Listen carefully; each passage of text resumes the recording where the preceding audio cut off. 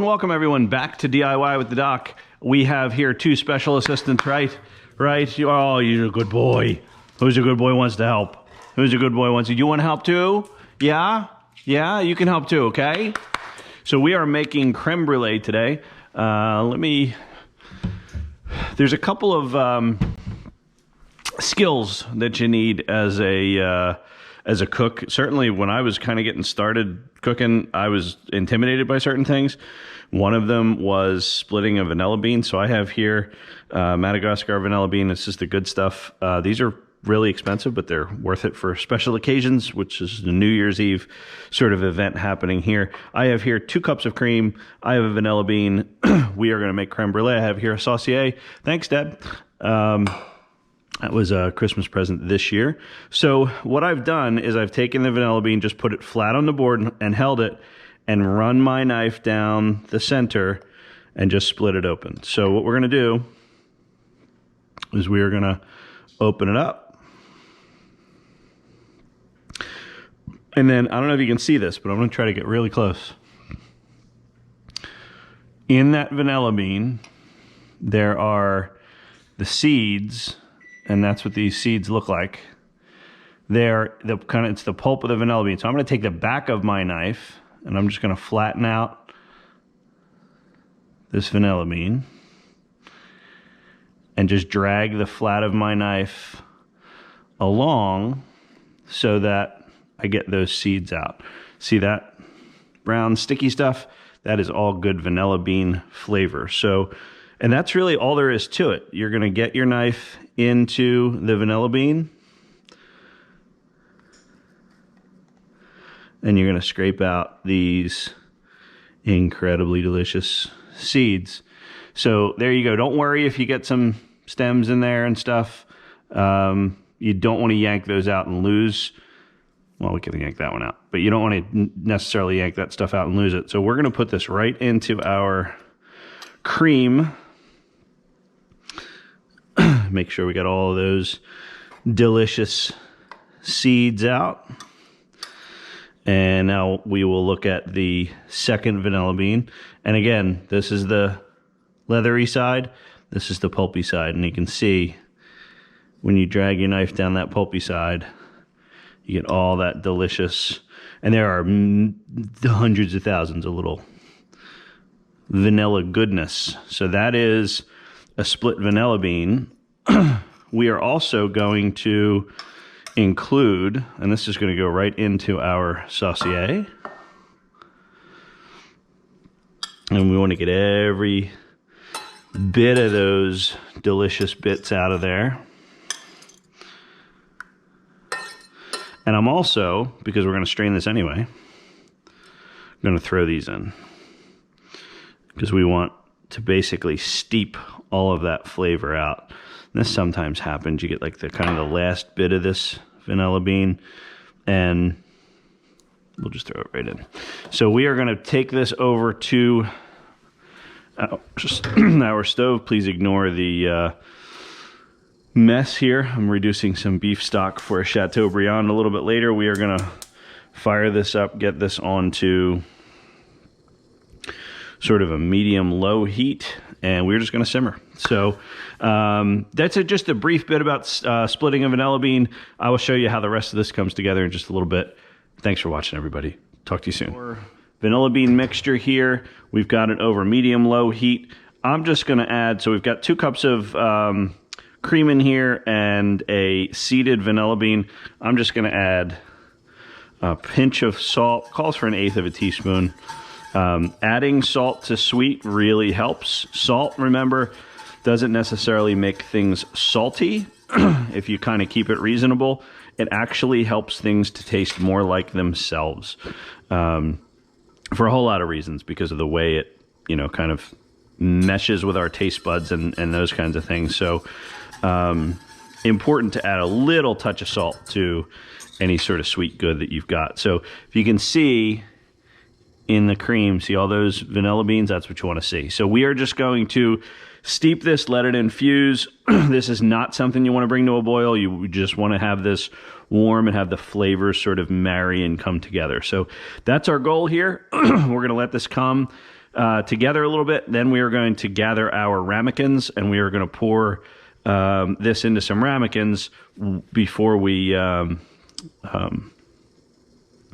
So that's the goal here. We are going to infuse this, let the vanilla flavor come together in the cream. We've got an egg mixture going along separately that I'll show you in just a couple minutes. And soon we will be combining those. We're making essentially a custard here, and then we're going to cook that custard in the oven. So we've got our oven preheating to 325, and we've got our cream mixture infusing. And let me show you what we've got going on with the eggs. Here, well, we've got eggs, and we've got a mixing bowl. So we are going to separate 5 eggs. I'm going to show you how that happens. Like other things on DIY with the Doc, I like to show you the process. I always like videos where you see the full process of what's going on. Important to kind of clean up as you go here. All right, so how do you separate an egg? Well, fortunately, we humans come equipped with the best egg separators in the world. Well, a chef I know once told me. Now, oftentimes I will save egg yolks. So what I'll do is I'm going to initially separate over a container to catch the egg whites. This is for egg whites. And I am also going to grab a container for our egg yolks, which is right here, right? So when you crack an egg, crack it on a flat surface. If you crack it on a corner, drive shrapnel up into the eggs and you're picking out shells, and it's no fun. So here we go. And the best egg separator in the world, your hands and your fingers. Watch. Crack. We're going to go over our bowl here. Use the half shell that you've got in your hand. And drop this one for a second. Take your hand. Let the egg fall into your hand. And see how the egg white just falls through my fingers? That's it, folks. That's the way it works. Separated egg. Simple, right? Show you one more time. Take an egg. Break an egg. Over our bowl. Get our fingers in. Take the top half off. Put it down. Hand. Into it goes the egg. We're letting the white of the egg slide right through our fingers. You can even, when you get really good, there's this little, I don't know what this thing is called, the white part. Sometimes you can even grab that between your fingers and get it out of there. And then that way you don't have, those things tend to never go away, and they will end up in your final product unless you strain them out. We're going to strain it anyway, so it doesn't really matter. So in there it goes. One more time. Grab egg, break egg, open egg, place down, hand into the hand the egg goes, and you can shake it a little bit, and you'll feel it when it finally falls away. And see, that time I was able to grab the white. Okay? It's just that simple.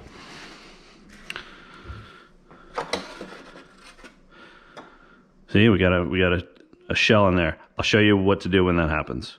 Break. Break. You can also use the shell method, right? You can go back and forth, shell to shell to shell, and let the white of the egg fall away. That works too. That's perfectly fine. You want to do it that way. And one more, and I'll show you what to do with that shell.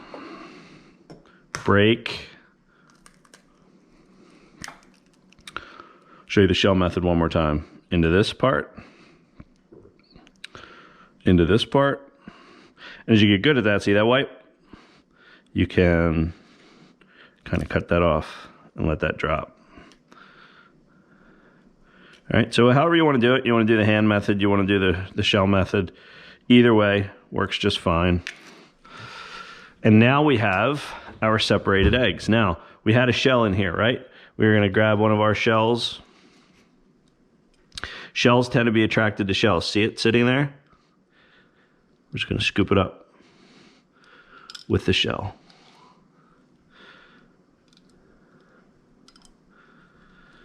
And there you go. It's out. Now we have our egg whites, we have our separated eggs, and now what we need to do is we're going to beat those up a little bit. So here we are back with our cream mixture. We're at a high simmer here. This is done. This is more than enough. We've let this simmer, and man, I know you wish you had smell-o-vision. Okay, so let's grab our other whisk here. You can also do it with a ball whisk if you're excited about it. So we are gonna whisk these up.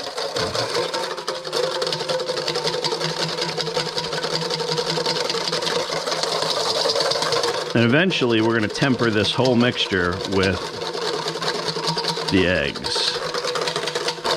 I'm using a really, really big bowl for this here.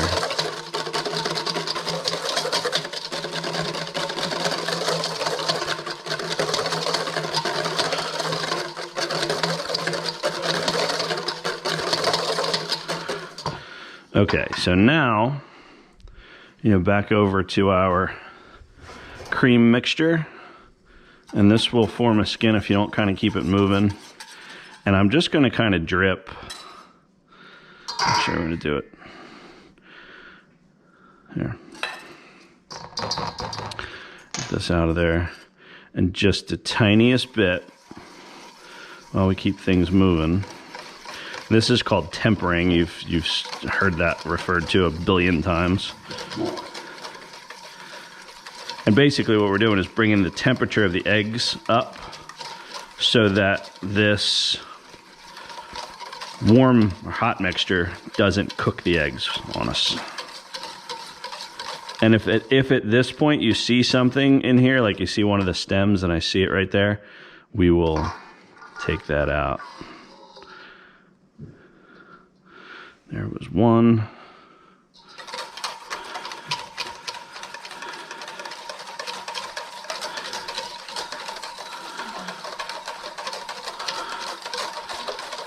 And now we're pretty much good to go to the rest of this in there. We're just going to keep, we don't want to lose any of those vanilla beans. But we don't necessarily need our stems in there, but we can actually use, there's a trick, we can kind of use them as sweepers to take stuff out of there. And basically our custard is ready to get put into cups and to pop into the oven. It's just that simple. Creme brulee is not hard. If you've got some remaining vanilla bean in there and you want to get that out, you can go back in with your mixture. Kind of wash it around and then come back out if you wanted to do that. Essentially, our custard is ready to go. When you're working with eggs, you want to clean your stuff or rinse your pot as quickly as you possibly can. Believe me, you'll thank me later. We are gonna take our vanilla pods out. These have served their purpose for now, but they are not done with us. So I'm gonna take them, we're gonna dry them out, and we've got other uses for them. So there you have it, our creme brulee custard. And now all we're gonna do is we are going to grab our ramekins. And you can use all kinds of cool different ramekins for this if you want to. I'm going to use all the ones that I can track down. And at the moment, this is what I can track down.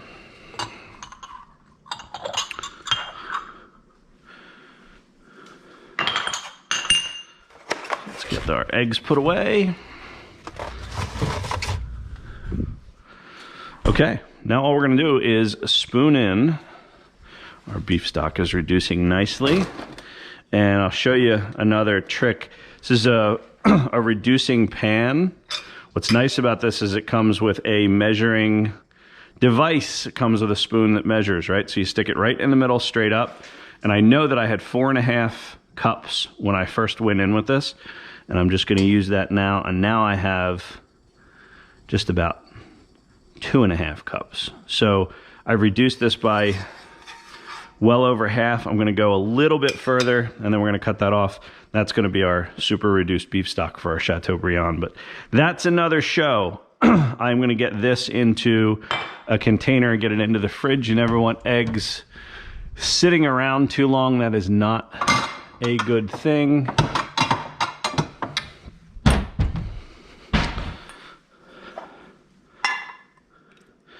So I like to save these. My wife likes to have those for egg white omelets and such.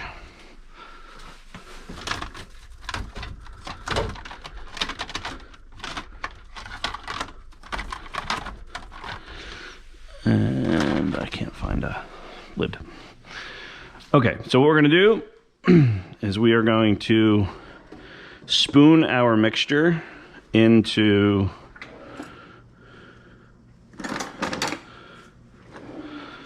our ramekins.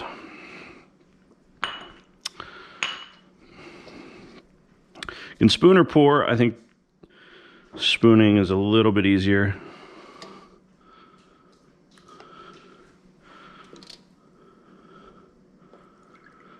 Hi, sweetie. Hi, sweetie. What you doing? You helping? You helping me to cook, babe? And here comes the boy. Never to be left out, right, pal? That's Lacey. Hello, Lacey girl. This is Sully boy. Hi, Sully boy. They help all the time. Now, I know we said we were going to strain this. I forgot. Shoot me. It's not going to be a problem. See all those vanilla beans? You want to kind of scare those up off the bottom if you can and get those in, because they are tickets to Flavortown. So actually our ramekin solution is going to end up being just about perfect.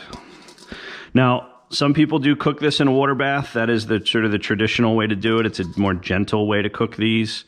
Sometimes I do that. Other times I think it's a big pain in the butt, and I don't really worry about it.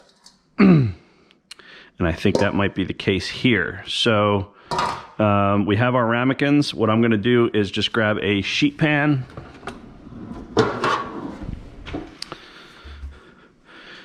What I do like to do, however, is I like to wet a towel. And this is a good trick I learned from, I want to say it was Alton Brown. Learned a lot of things from him. Shout out to him. He's a rock star. I like to just wet a towel and get it into our sheet pan. And what that does for us is it gives us a stable surface, so these aren't going to run around on us. Now, what Alton Brown would do, and what a real cook would do, is he would then, this would be a little bit deeper, he would fill it halfway up with water. I'm not going to do that. I'm just going to get these right into the center of a 325 degree oven. Oh, look, there's another one in there.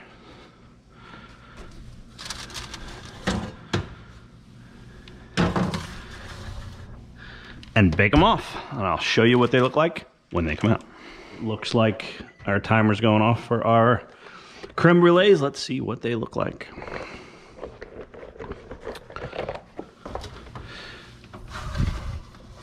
It should be a little jiggly in the middle, and they are a little jiggly in the middle. So I'm happy with that. Now, if we cook them with a water bath, would we have not gotten as much of the edge? Maybe. But you know what? Doesn't matter to me, because I'm going to dump some sugar on the top of those and I'm going to burn the crap out of it. So there you go. So creme brulees are out. They're done. We are going to get those off the hot sheet, and we're going to cool those on, I'll grab a rack to cool them on. So anyway, there is your finished creme brulee product. Those will mellow out. We'll get those into the refrigerator and then I will torch them later and I'll show you what that looks like. So that was as simple as creme brulee is, folks. Stay tuned for the end of the show. DIY with the Doc. Here we're going to finish our creme brulee. So, a little sugar.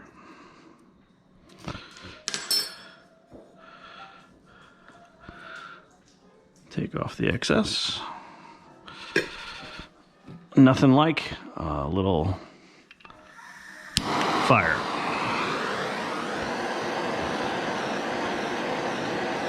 And we are just moving in circles, trying to prevent our dog from getting burned. And that's it. So there you go, creme brulee. We need a little more. Sully's not having it.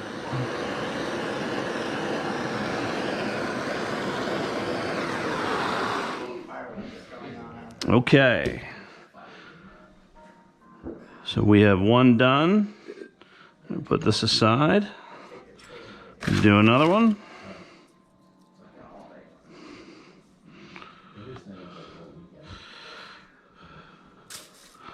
All right, and we will do number 2. This is just fun.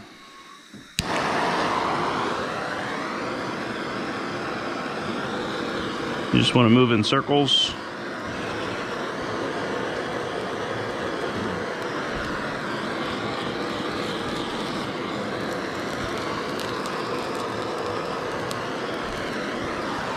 There we go. Creme brulee is done. And finally, 1, 2, 3. There you go, creme brulee. Hope you enjoyed that, everybody. Take care.